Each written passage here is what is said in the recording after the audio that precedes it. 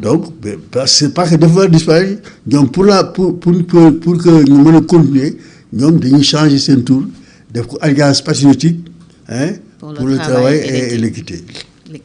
ñooñu ñooy Diomaye président mais dañuy suivre la voie normale. Diomaye président c'était pourquoi pour l'élection présidentielle. Bon, quand on voit ce frère-là di jàppale benn mouvement di nommer ki ko war a diriger dafa lii kooku nous pensons que il est en dehors des règlements du parti. loolu mooy problème bi. mooy problème problème il doit pas ba ko def c'était très simple mooy li wax rek xam nga Diomaye moi je me pose beaucoup de questions quoi parce que il a été dans le parti liggéey na ci comme ni nga ko waxee mais je me pose la question parce que xamoon na réellement le parti daal lan mooy Pastef ak le Pastef bëgg. philosophie bi daal xamoon na ko. philosophie parti bi. parce que c'est un parti révolutionnaire Pastef. parce que changer un système c'est la révolution te nag am na à travers l'histoire am ñoo xam ne xeex la guérilla xeex ba kii en Chine c'est à la base des armes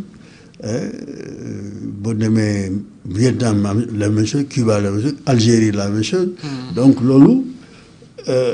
boo ko defee da ngay xam ne y a des choses yoo xam ne kenn du ko def boo nekkee révolutionnaire c'est-à-dire doo wàññi si doole mouvement révolutionnaire bi da nga ko war a yokk da nga war a def da nga war a nga koy fusionner mu gën di fusionner gën di am doole mais quand tu crées un mouvement pour faire face leneen lay nuru. nee na ngor moo ko bàyyeeg ñooñu parce que ku mel ni par exemple Mimi Touré Abdourahmane Diouf ñooñu ñu ngi woon ci Diomaye président originel bi ngeen di campagne présidentielle yéen ak ñoom a ànd Mimi d'ailleurs bokkoon na ci ñi nekk apte nag moom. waaw ñoom tam ñu ngi ci woon mais c'est ça la question ñi nekk apte ñoom tam ñu ngi ci woon ak ñenn ci coalition Diomaye président Aïda Mbodj mi nga xam ne moo nekkoon coordination elle est encore là elle est encore là. donc du amul collègue kooku du am collègue ñooy liggéey mais les gens qui il faut partir loin le 14 janvier 2014 foofu moo fexe ko moo indi le 14 janvier 2014 moo indi 24 mars 2024 loolu bu ñu ko fàttee bu ñu ko fàttee c'est ce parti-là qui s'est organisé qui s'est sacrifié de 2014 ba 2024 les gens sont autour de lui à travers beaucoup d'élections di gagner ay élections ba ñëg si fii il faut donc que ñu xam ne c'est pas Diomaye président ñi apte extra ñoo indi loolu am nañ ci parti am nañ ci wàll nag kooku moom c'est une réalité parce que comme ni ma ko waxee rek les premières élections bi moom mu participé mooy am 2017 législative front kii la woon alliance la woon ndawi réew mi ndawi askan wi waaw après ci élection 2012 yi réew mi xam nga j'oublie encore ñoo ci ànd bii aussi mais l'épine dorsale mooy Pastef. D'accord. C'est les grands sacrifices, c'est Pastef. Les jeunes qui sont maintenant sous terre, c'est Pastef. Il faut celui qui cherche à renier tout ça, tu peux pour moi dans mes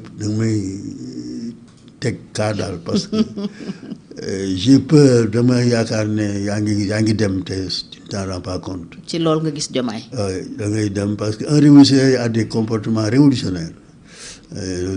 parce que loolu et puis gaañ ñi jàkkaarloo du ñu ay jayil di ñoom itam ay dañoo muus fu la ñuy jaar quoi boo leen dégloo ci certaines radios certaines télé 24 heures sur 24 ñu ngi ñoom benn cible rek la mooy Ousmane quoi kii na daanu rek kii daal moom bu mu jàll alors mais il faut se poser la question pourquoi parce que c'est le révolutionnaire c'est le dirigeant du parti révolutionnaire qui a amené le 24 mars. D'accord. 24 mars c'est le passé moo ko moom waaw avec ses alliés waaw mais moom moo liggéey bi moo ñax bi moo indi lii lépp il faut ñu nangu loolu ça doit être un critère de partage entre ceux qui sont pour la révolution et ceux qui sont contre la révolution. Pastef moo ko dirigé et ce Pastef là quelqu'un l'a dirigé mooy Ousmane Sonko qui aujourd'hui devant la représentation a dit qu'il est désormais le gardien de la révolution et nañ xam ne d'accord le 24 mars am na mais c'est pas l'arrivée du train à la gare non bu ñu wàcc voyageurs yi yegguñu il faut ñu xam loolu aussi la révolution n'est pas terminée. kañ lay terminer. kañ lay terminer bu ñu demee ba nga xam ne on est bien installé on a bien les rênes du parti et puis la révolution ba nga xam ne on a construit ce pays dañ ko war a construire on a nos richesses entre les mains comme on est en train de faire la renégociation des contrats et tout ça. loolu nga xam ne et ça c'est des marques qui montrent que vraiment la révolution est sur le bon chemin mais bu ñu fi nekkee di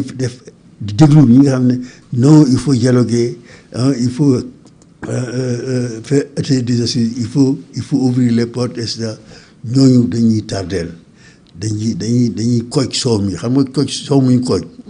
loolu la ñuy def ñoom dañu bëgg a kooj suñu révolution bi ba nga xam ne du ñu dara. du ngeen ci yegg. duñu yegg fi mu bëgg yegg il faut que les gens se déterminent léegi nag ñun aussi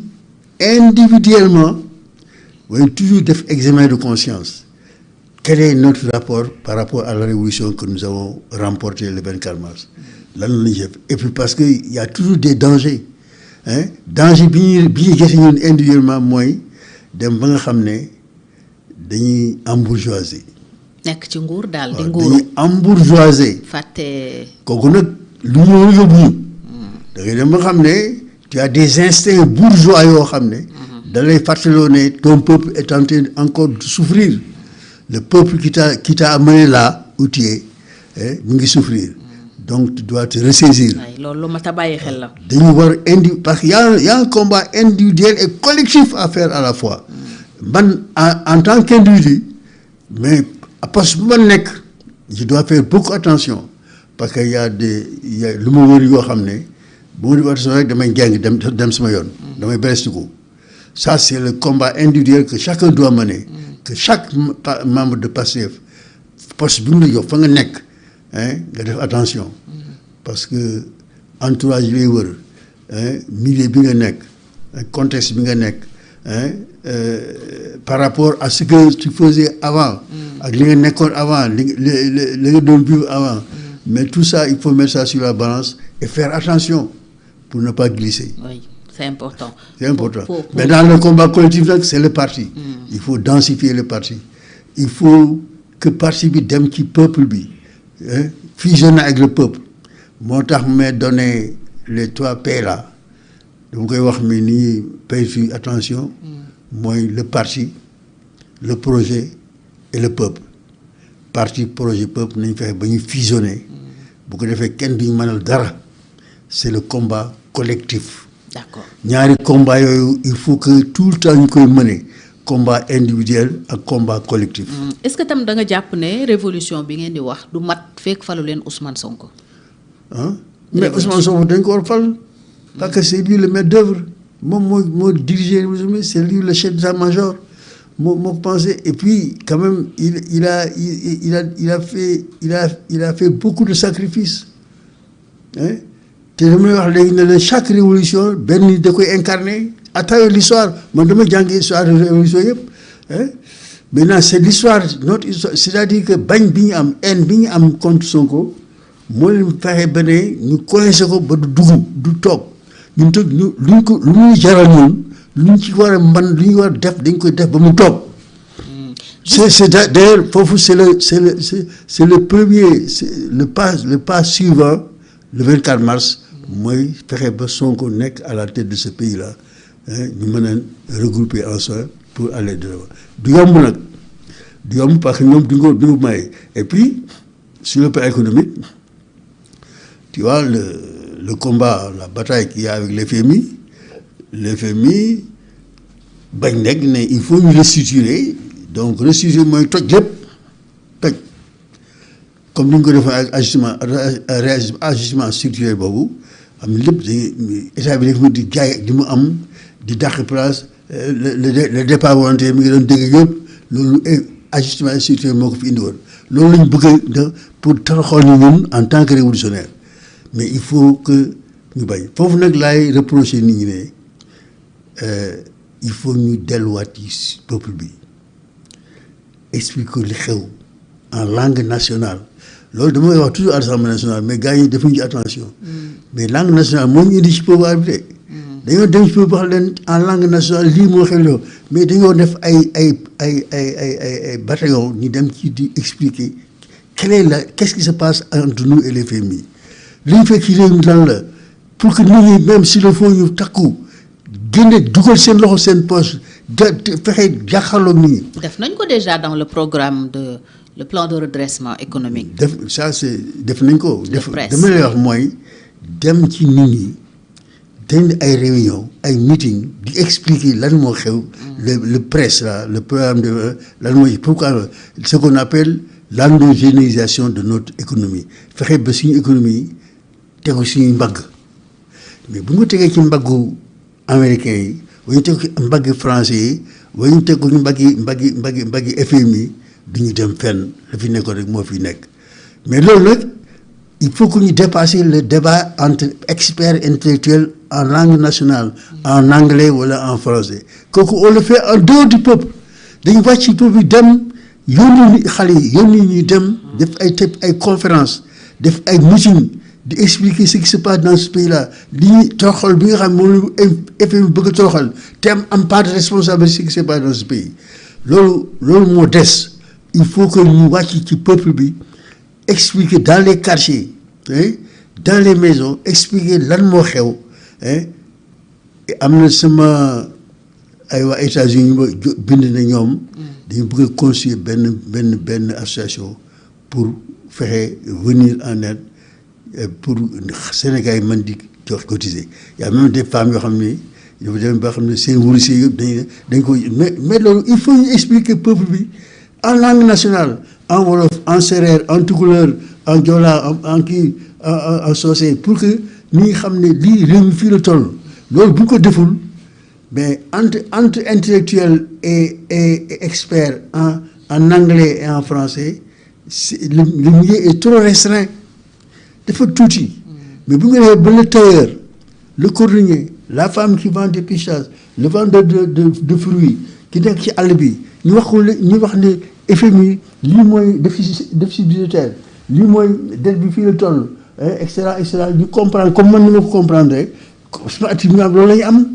donc il faut qu'on descende dans le peuple ñu explique concrètement ce qui se passe pour que peuple jóg taxaw mais bu ko defu rek FMI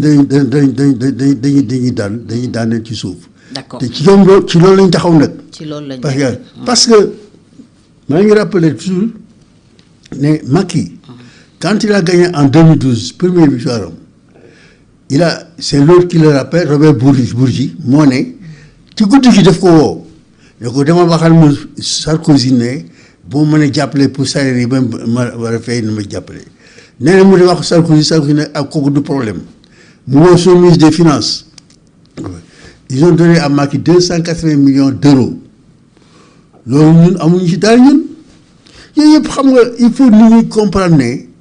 suñu peuple bi bu ñu comprendre dañu bàyyi rek xëy mbir ñuy bëri ñoom si ñooy man peuple bu jógul duñ ko régler il faut que ñu dem ci peuple bi en langue nationale expliquer clairement la situation ba nga xam ne tout le monde vont devenir des Sonko